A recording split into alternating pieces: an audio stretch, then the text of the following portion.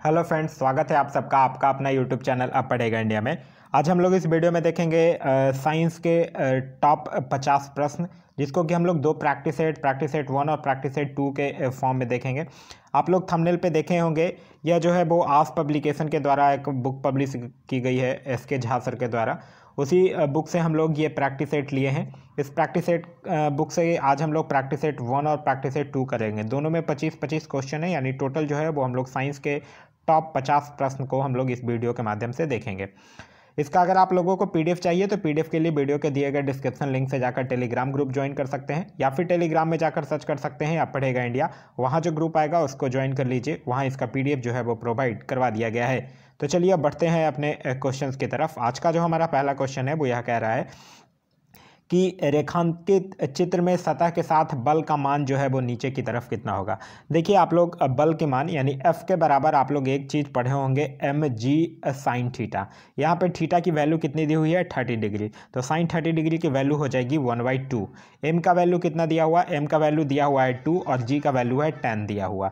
तो 2 इंटू में 10 इंटू में 1/2 अगर आप कैंसिल आउट कीजिएगा तो 2 से 2 कैंसिल आउट हो जाएगा, तो आपका बचेगा 10। तो सही आंसर जो होगा वो होगा ऑप्शन नंबर सी 10 न्यूटन।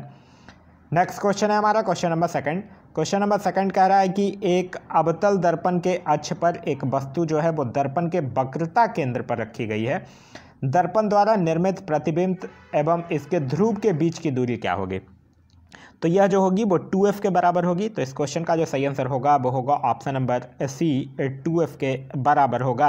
अवतल दर्पण की अगर बात करते हैं तो अवतल दर्पण में प्रतिबिंब जो होता है वो काल्पनिक, सीधा एवं बड़ा बनता है। अवतल दर्पण की जो त्रिज्या होती है वो ऋणात्मक होती है और अवतल दर्पण की जो फोकस दूरी होती है वो भी ऋणात्मक होती है। नेक्स्ट क्वेश्चन है हमारा क्वेश्चन नंबर थर्ड। कह रहा है कि किस कारण से आकाश का रंग जो है वो नीला दिखाई देता है। तो आकाश का रंग जो है वो नीला दिखाई देने का कारण है प्रकाश के प्रकीर्णन। तो इस क्वेश्चन का सही आंसर होगा वो होगा ऑप्शन नंबर सी, प्रकाश के प्रकीर्णन के कारण। देखिए बैगनी रंग का जो प्रकीर्णन है वो सबसे अधिक होगा और लाल रंग का प्रकीर्णन जो है वो सबसे कम होता है। नेक्स्ट क्वेश्चन कह रहा है कि किस माध्यम में ध्वनि का वेग जो है वो अधिकतम होता है। तो ध्वनि का माध्यम जो है वो ठोस में अधिकतम होगा। तो इस क्वेश्चन का सही आंसर होगा वो होगा ऑप्शन नंबर बी, ठोस में अधिकतम होता है। देखिए ध्वनि को हम लोग पढ़े थे कि ध्वनि को गमन करने के लिए एक माध्यम चाहिए होता है। बिना माध्यम के ध्वनि जो है वो कभी गमन नहीं कर सकती है। कोई भी माध्यम जैसे कि हवा, जल, लोहा, इसमें ध्वनि जो है वो 1 सेकंड में जितनी दूरी तय करती है उस माध्यम में ध्वनि का वेग जो है वो उसे कहते हैं। नेक्स्ट क्वेश्चन कह रहा है निम्न में से कौन सा उपकरण जो है वो परिपथ में विद्युत धारा का पता लगाता है। तो परिपथ में विद्युत धारा का पता लगाता है गैल्वेनोमीटर। तो इस क्वेश्चन का सही आंसर होगा वो होगा ऑप्शन नंबर डी, गैल्वेनोमीटर। याद रखिएगा गैल्वेनोमीटर की सहायता से 10⁻⁻⁶ एम्पियर तक की विद्युत धारा को मापा जा सकता है। वहीं अगर हम लोग बात करते हैं वोल्टमीटर की, तो याद रखिएगा वोल्टमीटर से परिपथ में किन्हीं दो बिंदुओं के बीच का जो विभवांतर है वो मापा जाता है। नेक्स्ट क्वेश्चन कह रहा है कि 257 डिग्री सेल्सियस पर जल की भौतिक स्थिति क्या है। तो 257 डिग्री सेल्सियस पे जल की भौतिक स्थिति क्या होगी, गैसीय होगी, क्योंकि जल जो है वो 100 डिग्री सेल्सियस पर उबलता है और 0 डिग्री सेल्सियस पे जमना प्रारंभ करता है और 0 डिग्री सेल्सियस से 4 डिग्री सेल्सियस तक गर्म होने पर उसका आयतन जो है वो घटता है। तो इस क्वेश्चन का जो सही आंसर होगा वो होगा ऑप्शन नंबर ए, गैसीय अवस्था। नेक्स्ट क्वेश्चन कह रहा है कि ब्लैंक में वृद्धि के साथ एक ठोस द्वारा डाले गए दबाव में कमी आती है।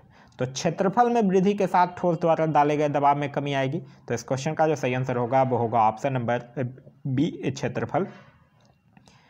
नेक्स्ट क्वेश्चन कह रहा है कि आसूत जल यानी डिस्टिल्ड वाटर में मछली क्यों जीवित नहीं रह सकती है। तो देखिए क्योंकि परासरण मछली के शरीर के तरल पदार्थों को पतला कर देता है, जो ऑस्मोसिस की प्रक्रिया होती है। तो इस क्वेश्चन का जो सही आंसर होगा वो होगा option number B. Distilled water यानी आसूत जल की बात करते हैं तो आसूत जल वह जल है जिनकी अनेक अशुद्धियों को आसवन विधि से शुद्ध कर लिया जाता है।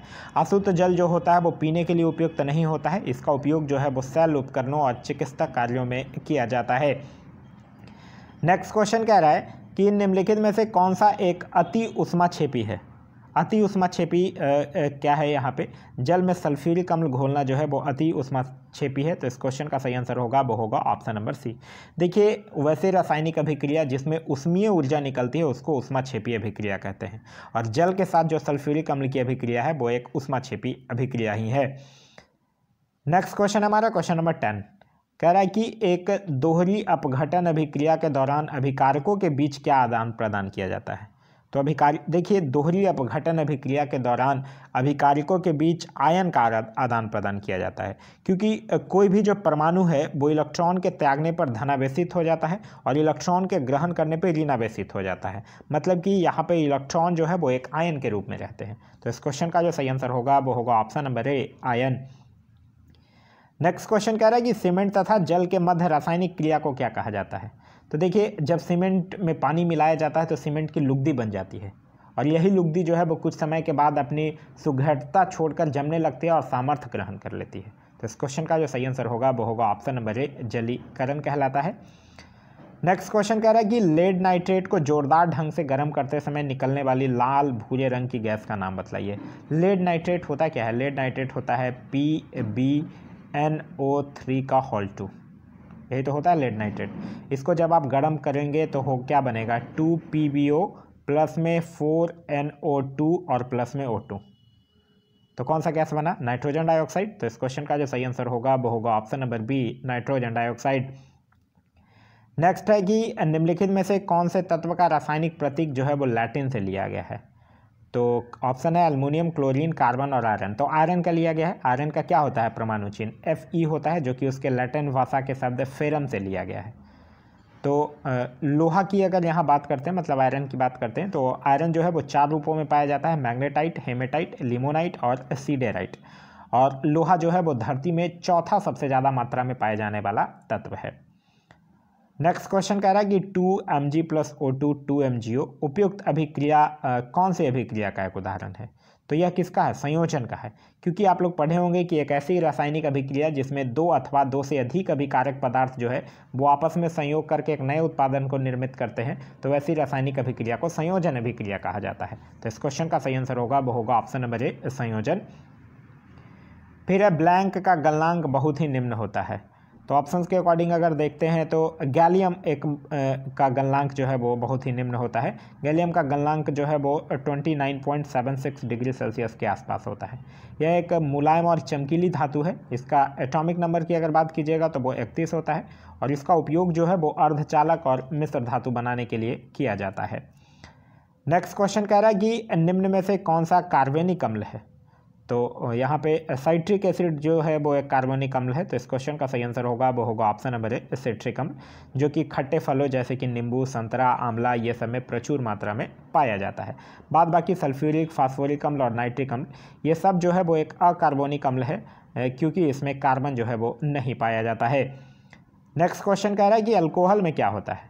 अल्कोहल में अगर बात करते हैं तो अल्कोहल में कार्बन, हाइड्रोजन और ऑक्सीजन परमाणु उपस्थित होते हैं। तो इस क्वेश्चन का सही आंसर होगा वो होगा option number B, carbon, hydrogen और ऑक्सीजन। और अल्कोहल के सेवन करने से जो हमारी तंत्रिका तंत्र है वो असंतुलित हो जाता है। नेक्स्ट क्वेश्चन कह रहा है कि ग्लोबल वार्मिंग जो है वो किस गैस से होता है। तो ग्लोबल वार्मिंग जो है वो CO2 से होता है। तो इस क्वेश्चन का सही आंसर होगा वो होगा option number B, carbon dioxide. देखिए पृथ्वी के वातावरण में जो तापमान में लगातार बढ़ोतरी हो रही है उसी को ग्लोबल वार्मिंग कहा जाता है और इसके लिए जो सबसे अधिक जिम्मेवार है वो ग्रीन हाउस गैसेस हैं। नेक्स्ट क्वेश्चन कह रहा है कि जाइलम का क्या कार्य होता है। तो जाइलम का कार्य जो होता है वो जल संवहन होता है। यह उत्तक जो है वो पौधे के जड़, तना एवं पत्तियों में पाया जाता है और जिसको कि हम लोग चालन उत्तक के नाम से भी जानते हैं। तो इस क्वेश्चन का जो सही आंसर होगा वो होगा ऑप्शन नंबर ए, जल संवहन जो है वो जाइलम का कार्य होता है। फिर कह रहा है पौधे जो है वो प्रकाश संश्लेषण के दौरान कौन सी गैस जो है वो मुक्त करते हैं। तो प्रकाश संश्लेषण के दौरान ऑक्सीजन गैस मुक्त करते हैं। तो इस क्वेश्चन का सही आंसर होगा वो होगा ऑप्शन नंबर डी, ऑक्सीजन। प्रकाश संश्लेषण के लिए आवश्यक क्या क्या है? कार्बन डाइऑक्साइड, पानी, क्लोरोफिल और सूर्य का प्रकाश जो है वो प्रकाश संश्लेषण के लिए आवश्यक तत्व हैं। नेक्स्ट क्वेश्चन है हमारा क्वेश्चन नंबर 21। क्वेश्चन नंबर 21 कह रहा है कि पोलियो और चेचक रोग होता है। तो पोलियो और चेचक रोग जो है वो विषाणुओं के संक्रमण यानी वायरस के संक्रमण के कारण होता है। तो इस क्वेश्चन का सही आंसर होगा वो होगा option number D. Next question कह रहा है कि बसीय पदार्थ ज़्यादा खाने से क्या होता है। तो बसीय पदार्थ ज़्यादा खाने से मोटापा होता है। तो इस क्वेश्चन का सही आंसर होगा वो होगा ऑप्शन नंबर ए, मोटापा होता है। 1 ग्राम वसा में 9.3 किलो कैलोरी जो है वो ऊर्जा जो है वो उत्पन्न होती है। नेक्स्ट क्वेश्चन कह रहा है कि कोशिका में निम्नलिखित में से कौन सी पाचन थैली यानी डाइजेस्टिव बैग कहलाती है। तो क्या कहलाता है? लाइसोसोम। तो इस क्वेश्चन का सही आंसर होगा वो होगा option number D, lysosome. Lysosome का जो सबसे महत्वपूर्ण कार्य है वो बाहरी पदार्थों का भंजन और पाचन करना ही होता है। एक चीज़ और याद रखिएगा, जो स्तनधारियों होते हैं उनके लाल रक्त कणिकाओं में लाइसोसोम जो है वो नहीं पाया जाता है।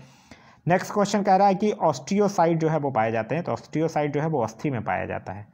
और अस्थि क्या होता है? अस्थि जो होता है वो तंतुओं एवं मैट्रिक्स का बना हुआ होता है। तो इस क्वेश्चन का सही आंसर होगा वो होगा ऑप्शन नंबर ए। आगे कह रहा है कि एलोसोम होते हैं। तो एलोसोम जो होते हैं वो लिंग गुणसूत्र होते हैं। तो इस क्वेश्चन का सही आंसर होगा वो होगा ऑप्शन नंबर डी, लिंग गुणसूत्र होते हैं। एक बार एक क्वेश्चन पूछा गया था कि गुणसूत्र का शीर्ष भाग जो है वो क्या कहलाता है? तो याद रखिएगा, गुणसूत्र का शीर्ष भाग जो है वो टेलीमियर कहलाता है। क्या कहलाता है? टेलीमियर कहलाता है। तो यह था सेट 1 का 25 क्वेश्चन। अब हम लोग देखेंगे सेट 2 के 25 क्वेश्चन को। सबसे पहला क्वेश्चन कह रहा है कि पृथ्वी पर किसी वस्तु का द्रव्यमान जो है वो 10 kg है। तो पृथ्वी पर इसका भार क्या होगा? देखिए, किसी का भार निकालने के लिए हम लोग क्या करते हैं? W बराबर m/g, और 10 kg दिया हुआ है और g की वैल्यू है 9.8, यानी टोटल इसका भार जो हो जाएगा वो 98 न्यूटन के बराबर हो जाएगा। तो इस क्वेश्चन का सही आंसर होगा वो होगा option number B, 98 newton. Next question कह रहा है कि दो चालक सामान्य दिशा में विद्युत धारा ले जाने पर, तो दो चालक, देखिए आप लोग पढ़े होंगे कि जब भी किसी धारावाही चालक को सामान्य दिशा में ले जाया जाता है तो उनके बीच आकर्षण बल लगता है, और विपरीत दिशा में ले जाया जाता है तो उनके बीच प्रतिकर्षण बल लगता है। यहाँ सामान्य दिशा में ले जा रहा है तो उससे क्या होगा? चालक एक दूसरे को आकर्षित करेंगे, यानी ऑप्शन नंबर ए जो होगा वो आपका सही आंसर होगा। नेक्स्ट क्वेश्चन है हमारा क्वेश्चन नंबर 3, कह रहा है निम्नलिखित में से कौन सा कोलेस्ट्रॉल का उल्लेख जो है वो नहीं करता है? तो रिसर्च फैक्टर जो है वो कोलेस्ट्रॉल का उल्लेख नहीं करता है। तो इस क्वेश्चन का सही आंसर होगा वो होगा ऑप्शन नंबर सी। देखिए, कोलेस्ट्रॉल एक्चुअली होता क्या है? कोलेस्ट्रॉल जो होता है वो हमारे खून में मौजूद एक ऐसा पदार्थ है जिसका काम जो है वो हेल्दी सेल्स का निर्माण करना है। लेकिन जब कोलेस्ट्रॉल की मात्रा जो है वो खून से अधिक हो जाती है तो उसे फिर हाई कोलेस्ट्रॉल के नाम से जाना जाता है। नेक्स्ट क्वेश्चन कह रहा है क्वेश्चन नंबर 4, कह रहा है निम्नलिखित में से कौन सा उर्वरक जो है वो मृदा में सर्वाधिक अम्ल छोड़ता है? तो यह कौन सा उर्वरक है? Acetylene, ammonium sulphate, ammonium nitrate और कैल्शियम अमोनियम नाइट्रेट। ऑप्शंस के अकॉर्डिंग अगर देखते हैं तो इसका सही आंसर जो होगा वो होगा option number B, ammonium sulphate. Ammonium sulphate का सूत्र क्या होता है? NH4 का होल 2 और SO4। नेक्स्ट क्वेश्चन कह रहा है कि निम्नलिखित में से बेमेल फसल को पहचान कीजिए, रागी, धान, ज्वार और बाजरा। तो इसमें बेमेल हो जाएगा धान। क्यों बेमेल होगा उसका रीजन मैं बताता हूँ। क्योंकि धान जो है वो उसका जो उत्पादन है उसको लगाया जाता है, वो नर्सरी तैयार करके लगाया जाता है। मतलब पहले उसका बीज कहीं और लगाया जाता है, फिर उसका छोटा छोटा पौधा होता है, फिर उसको निकाल के कहीं और लगाया जाता है। लेकिन बाद बाकी रागी, ज्वार, बाजरा ये सब जो है, ये सब फसलें जो है वो सीधे बीज से ही तैयार हो जाते हैं। तो इस क्वेश्चन का सही आंसर होगा वो होगा ऑप्शन नंबर सी, धान। धान जो है वो खरीफ फसल का एग्जाम्पल है, याद रखिएगा। जो फसल जो है वो जुलाई अगस्त में बोया जाता है और अक्टूबर नवंबर में काट लिया जाता है, उसको खरीफ फसल कहा जाता है। आगे कह रहा है कि छपाई में प्रयोग की जाने वाली स्याही निम्नलिखित में से किसके अपघटन से प्राप्त होती है? तो यह जो है वो मीथेन के अपघटन से। तो इस क्वेश्चन का सही आंसर होगा वो होगा ऑप्शन नंबर बी, मीथेन। इसके अतिरिक्त यह जो कार्बनिक पदार्थ के विघटन से, साथ ही साथ कोयले से निकलने वाली गैसों में भी विद्यमान रहता है मीथेन। नेक्स्ट क्वेश्चन कह रहा है कि ब्रेक से मूत्र की मात्रा का निशांतरण नियंत्रित होता है, ये कौन से हार्मोन से? तो यह जो होता है वो FSH के द्वारा होता है। FSH का मतलब होता है फॉलिसिल स्टिमुलेटिंग हार्मोन। नेक्स्ट क्वेश्चन कह रहा है कि निम्नलिखित स्थिति में बॉयल के नियम का पालन अच्छी तरह से होता है। तो बॉयल के नियम का पालन जो है वो निम्न ताप और निम्न दाब पर अच्छे से होता है। तो इस क्वेश्चन का सही आंसर होगा वो होगा ऑप्शन नंबर डी, निम्न ताप एवं निम्न दाब पर। याद रखिएगा, बॉयल का नियम जो है वो आदर्श गैस का दाब और आयतन के संबंध के बीच में संबंध बताता है। आगे कह रहा है कि गुरुत्वाकर्षण का सार्वभौमिक नियम ब्लैंक पर लागू होता है। तो गुरुत्वाकर्षण का जो सार्वभौमिक नियम है वो वस्तुओं के किसी भी युग्म पर लागू हो सकता है। तो इस क्वेश्चन का जो सही आंसर होगा वो होगा ऑप्शन नंबर बी, वस्तुओं के किसी भी युग्म पर लागू हो जा सकता है। आगे कह रहा है मानव शरीर में सबसे लंबी हड्डी जो है वो कहाँ पाई जाती है? तो सबसे लंबी हड्डी होती है फीमर, जो कि जांघ की हड्डी होती है। तो इस क्वेश्चन का जो सही आंसर होगा वो होगा ऑप्शन नंबर डी, जांघ में पाई जाती है। याद रखिएगा, फीमर के अलावा भी पैर में टीबिया, फिबुला, ये सब जो हड्डियां हैं वो पाई जाती है। नेक्स्ट क्वेश्चन कह रहा है कि मस्तिष्क जो है वो जिम्मेवार है सोचने के लिए, बिल्कुल जिम्मेवार है, हृदय गति नियंत्रण के लिए भी और शरीर के संतुलन के लिए भी। तो इस क्वेश्चन का जो सही आंसर होगा वो होगा ऑप्शन नंबर डी, उपयुक्त तीनों के लिए। देखिए जो प्रमस्तिष्क होता है, जो कि मस्तिष्क का सबसे बड़ा भाग है, जो कि सोचने समझने के लिए, याद करने के लिए, व्यक्ति के व्यक्तित्व के लिए ये सब का निर्धारण करता है। हाइपोथैलेमस जो होता है वो हृदय गति नियंत्रण के लिए तथा रक्तदाब को नियंत्रण करने के लिए उत्तरदायी होता है, और शरीर के संतुलित करने के लिए जो अनुमस्तिष्क होता है वो जिम्मेवार होता है। नेक्स्ट क्वेश्चन कह रहा है कि स्वतंत्र रूप से किसी पिंड को गिरने पर 2 सेकंड में तय की जाने वाली दूरी क्या होगी। आप लोग एक पढ़े होंगे फॉर्मूला H बराबर UT प्लस में हाफ GT स्क्वायर, क्योंकि ये स्वतंत्र रूप से गिर रहा है। यहाँ U की वैल्यू क्या हो जाएगी 0, तो ये पूरा टर्म जो हो जाएगा वो 0 हो जाएगा। तो 1/2 इंटू में 9.8 और 2 का स्क्वायर इंटू में 4, इसको आप अगर कैंसिल आउट कीजिएगा तो आपका सही आंसर आएगा 19.6 मीटर, यानी कि ऑप्शन नंबर सी जो होगा वो आपका सही आंसर होगा। नेक्स्ट क्वेश्चन कह रहा है कि क्षारीय धातु को आधुनिक आवर्त सारणी में कौन से समूह में रखा गया है। तो इसको आवर्त सारणी में कौन से समूह में रखा गया, पहला समूह में यानी 1A में रखा गया है। तो इस क्वेश्चन का जो सही आंसर होगा वो होगा option number D. Next question कह रहा है कि निम्नलिखित में से कौन सा उत्तक जो है वो मुख्य रूप से मृत कोशिकाओं से बना है। यह बना है जाइलम। तो इस क्वेश्चन का सही आंसर होगा वो होगा option number A, xylem. Xylem जो है वो एक संवहन उत्तक है, जिसका कार्य जो है वो जड़ों के द्वारा अवशोषित जल तथा खनिज लवणों को पौधों के विभिन्न भागों तक पहुंचाना होता है। नेक्स्ट क्वेश्चन कह रहा है निम्नलिखित में से किस एक का अधिकतम ईंधन मान होता है। तो हाइड्रोजन का ईंधन मान अधिकतम होता है। तो इस क्वेश्चन का सही आंसर होगा वो होगा option number A, hydrogen. Hydrogen का उपयोग जो है वो रॉकेट ईंधन के रूप में तथा उच्च ताप उत्पन्न करने वाले ज्वालकों के रूप में किया जाता है।